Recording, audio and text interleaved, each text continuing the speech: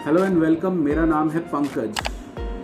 और मैं हूँ धैर्य। अरे धैर्य, तुम इतने परेशान क्यों नजर आ रहे अरे हो? यार, मेरे को तो ये टेंसेस समझ ही नहीं आ रहे, अब मैं क्या करूँ। अगर आप भी धैर्य की तरह परेशान हैं जिसे टेंसेस समझ नहीं आ रहे, तो मेरा आज का जो वीडियो है वो टेंसेस के बारे में है, जिसे देखकर आप सिर्फ 24 मिनट में टेंसेस सीख जाएंगे।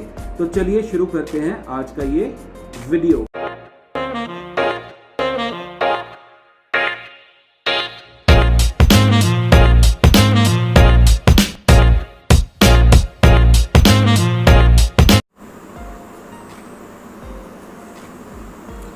टेंस, जिसे हम हिंदी में काल भी कहते हैं। वाई टेंस, हमें टेंस की ज़रूरत क्यों है, अब जान लेते हैं। When we need to express the time of the action and its degree of completeness, tense is used. As a matter of fact, tense is the expression of change of verb. जब हमें किसी कार्य की संपन्नता का समय तथा पूर्णता का परिमाण व्यक्त करने की आवश्यकता होती है, तो टेंस का प्रयोग किया जाता है। टेंस हमें ये आभास कराता है कि क्रिया परिवर्तित हो गई है। तो बेसिकली कोई भी घटना या इवेंट किस समय हुई है, तो उसका काल या टाइम बताने के लिए हमें टेंस की ज़रूरत पड़ती है। Types of tenses. Present tense, जिसे हम हिंदी में वर्तमान काल भी कहते हैं। पास्ट टेंस, जो कि भूतकाल से जाना जाता है। फ्यूचर टेंस, भविष्य काल। हर टेंस के बेसिकली 4 सब टाइप्स होते हैं, और जिसे हम कह सकते हैं हर टेंस के 4 उप प्रकार होते हैं। सिंपल टेंस, सामान्य काल, अपूर्ण काल, कॉन्टिन्यूस टेंस, पूर्ण काल, परफेक्ट टेंस, पूर्ण निरंतर काल, परफेक्ट कॉन्टिन्यूस टेंस। अब देखते हैं different forms of present tense.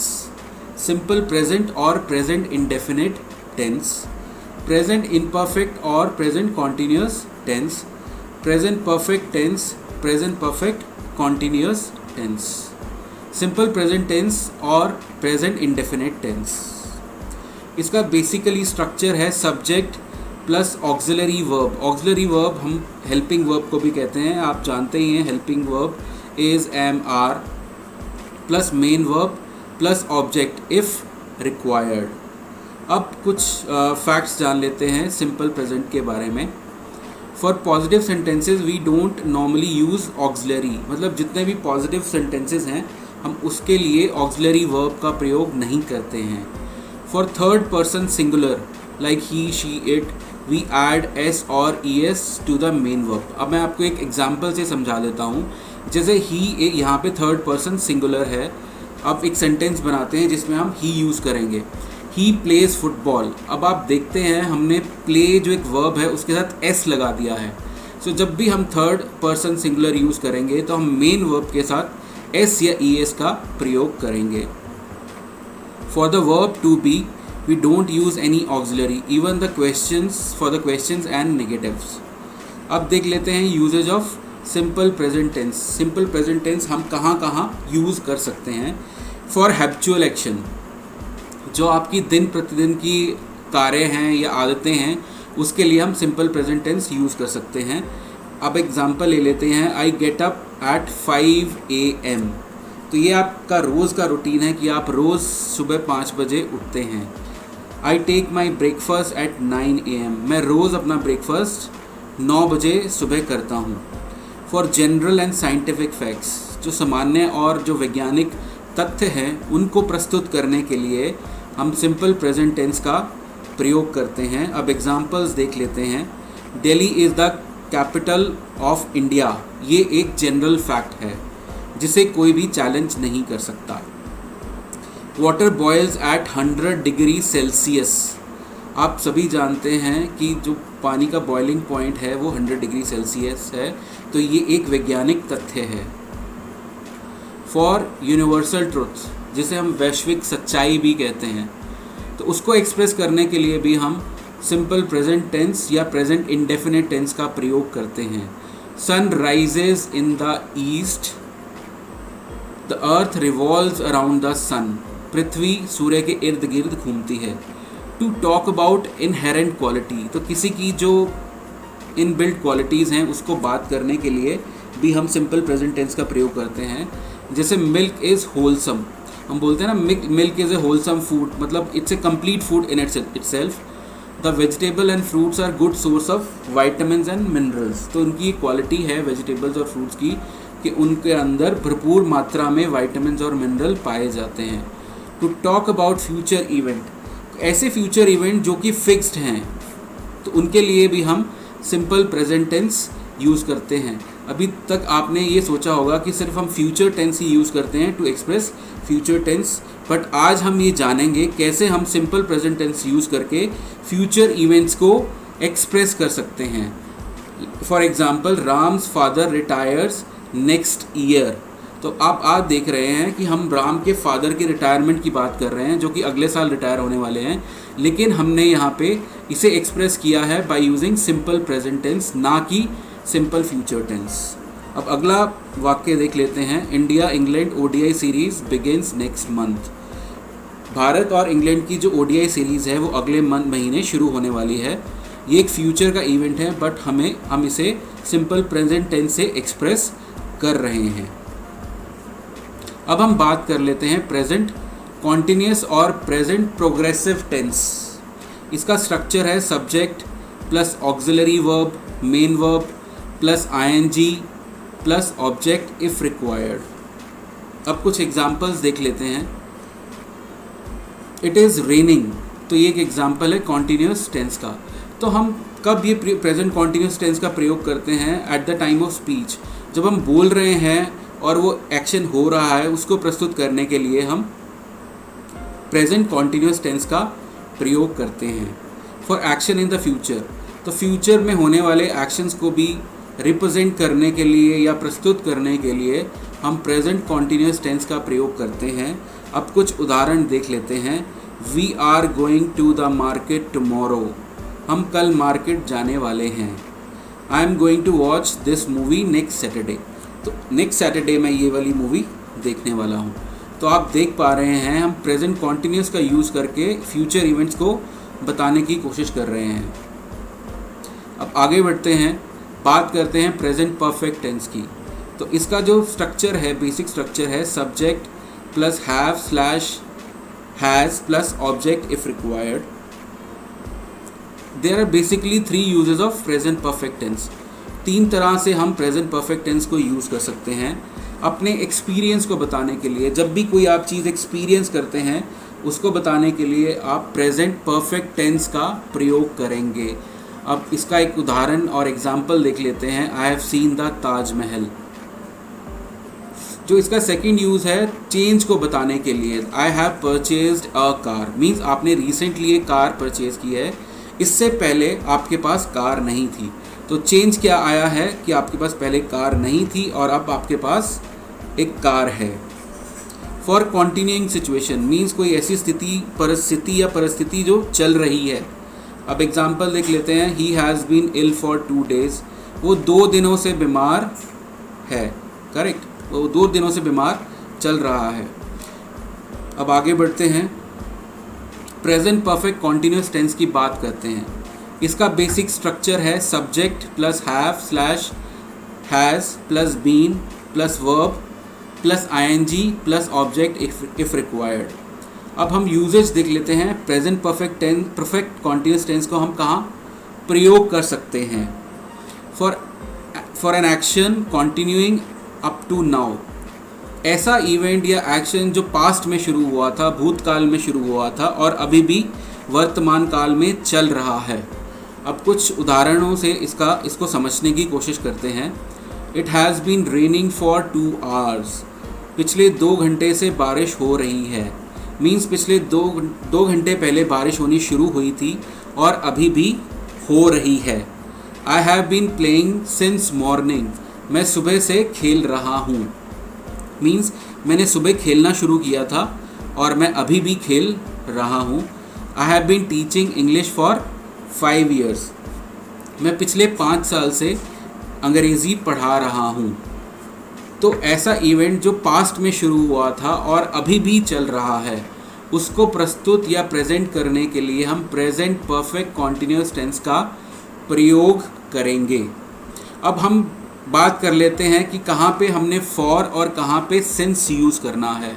For का प्रयोग हमने तब करना है जब हम किसी टाइम पीरियड को कैलकुलेट करके बताते हैं। लाइक अब एग्जाम्पल में देख लेते हैं, it has been raining for 2 hours. मैंने ये बता दिया कि पिछले 2 घंटों से बारिश हो रही है। यहाँ पे मैंने आपको एक समय का ज्ञान दे दिया कि 2 घंटे से बारिश हो रही है, तो हम यहाँ पे फॉर का प्रयोग करेंगे। सिंस का प्रयोग हम तब करेंगे जब हम किसी घटना का शुरू होने का टाइम बताने की चेष्टा करते हैं। जैसे अब सेकेंड एग्जाम्पल में देखते हैं, I have been playing since morning. मतलब मैंने स्टार्टिंग पॉइंट बता दिया कि मैं सुबह से खेल रहा हूँ। मैंने सुबह खेलना शुरू किया था और अभी भी खेल रहा हूँ, बट मैंने ये नहीं बताया कि मेरे को खेलते हुए कितने घंटे हो गए। मुझे लगता है कि आपको फॉर और सिंस के बीच में डिफरेंस पता चल गया होगा, जो कि एक बहुत इम्पॉर्टेंट चीज़ है।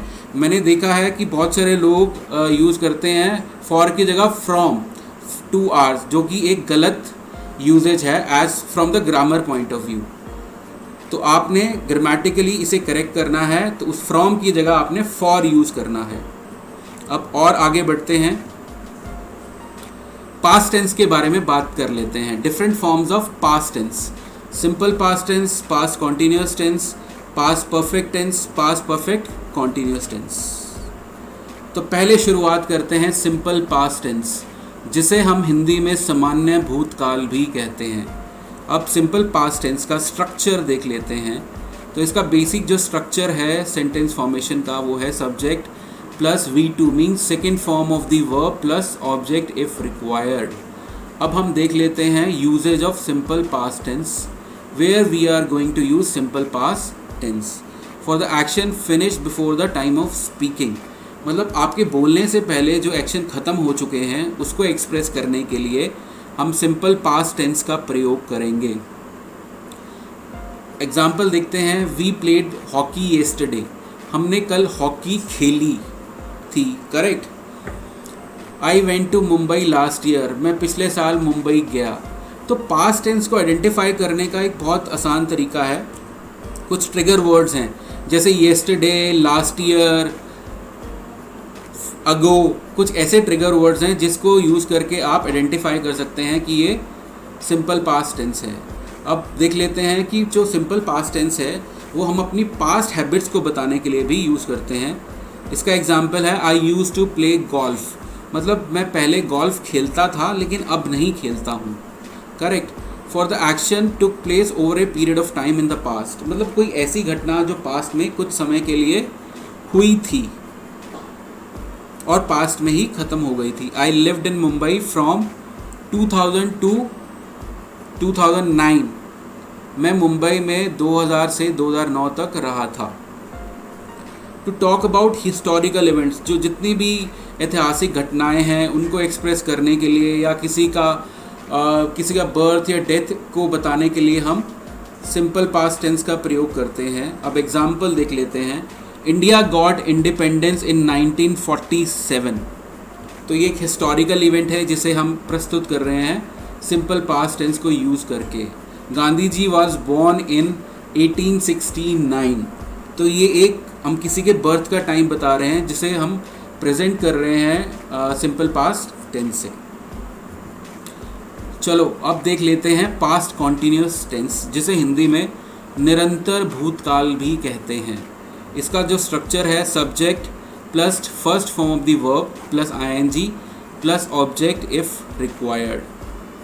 भूतकाल में किसी समय में कोई क्रिया जारी थी, यह दर्शाने के लिए निरंतर या अपूर्ण भूतकाल का प्रयोग किया जाता है। कोई ऐसी घटना जो पास्ट में चल रही थी, भूतकाल में चल रही थी, उसको एक्सप्रेस करने के लिए हम पास्ट कॉन्टिन्यूस टेंस का प्रयोग करते हैं।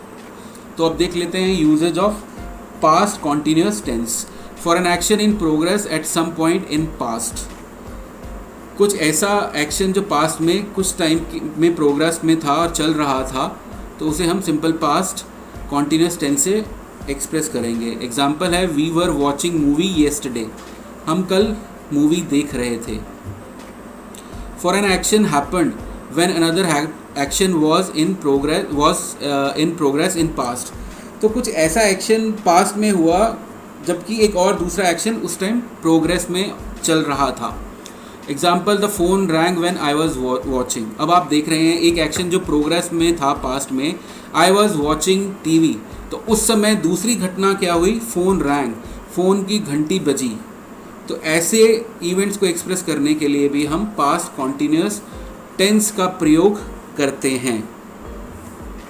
अब देख लेते हैं पास्ट परफेक्ट टेंस, जिसे हम हिंदी में पूर्ण भूतकाल भी कहते हैं। इसका जो बेसिक स्ट्रक्चर है, subject plus had plus V3 means third form of the verb plus object. जब कोई क्रिया भूतकाल में किसी समय से पहले अथवा उस समय तक पूरी हो गई थी, ऐसा व्यक्त करने के लिए हम पूर्ण भूतकाल के वाक्य का प्रयोग करते हैं। अब usages of past perfect tense means जब हम पास्ट ऑफ पास्ट मीन्स कुछ ऐसी घटना जो पास्ट में हुई थी जिसके बारे में हमें ज़्यादा ज्ञान नहीं था कि वो कब हुई थी, तो उसको एक्सप्रेस करने के लिए हम पास्ट परफेक्ट टेंस का प्रयोग करते हैं। या फिर कुछ ऐसी घटना, दो घटनाएं हुई मीन्स पहली घटना हुई वो पूरी हो गई और उसके बाद दूसरी घटना हुई और वो भी ख़त्म हो गई, means an event started and ended and after that another event started and that also ended in the past. अब एग्जाम्पल्स देख लेते हैं। The patient had already died before the doctor arrived. तो एक पहला इवेंट क्या हो गया, जो पेशेंट था डॉक्टर के आने से पहले ही मर चुका था, करेक्ट। तो एक पहला पेशेंट मर चुका था, किसके आने से पहले, डॉक्टर के पहुंचने से पहले। तो ये दो घटनाएं हैं जो पहले एक शुरू हुई, ख़त्म हुई, फिर दूसरी शुरू हुई और वो ख़त्म हो गई। अनदर एग्जाम्पल है, the thief had fled away before the police came. Police के आने से पहले चोर भाग चुका था, करेक्ट। अब आगे बढ़ते हैं, पास्ट परफेक्ट कॉन्टिन्यूस टेंस के बारे में और जान लेते हैं।